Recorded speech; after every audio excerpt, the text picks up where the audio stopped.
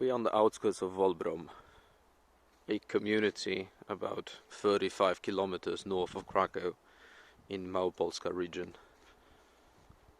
In 1921, Wolbrom was inhabited by 4,300 Jews, and they were making close to 60% of the population of the city, which was kind of standard for small towns in the Galicia region or the former territories of Russian partition zone of Poland.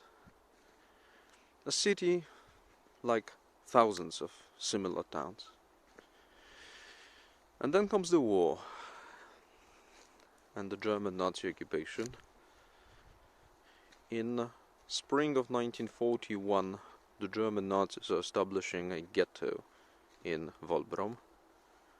Of 170 houses in the city center of Wolbrom around the synagogue are converted into the ghetto, into which the entire Jewish population of Wolbrom and the territories around was crowded.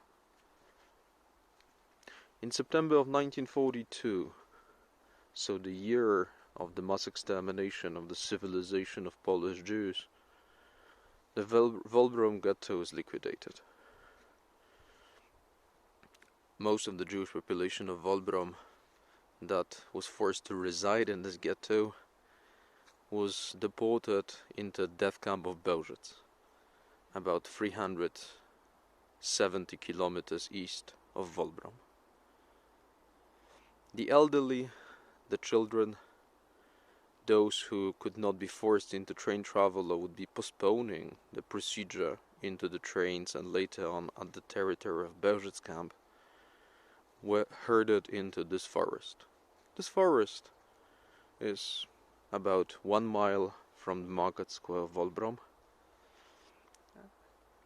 We are talking about close to 600 of the last residents of Wolbrom that were forced into this forest in September and October of 1942 and shot.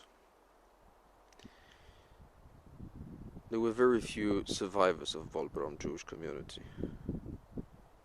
In 1980s, some of those survivors returned in order to rededicate the site after the Jewish cemetery, but also in order to commemorate and protect this place. So this forest and the mass graves were identified, and monuments in the form of solid concrete slabs with inscriptions were enacted.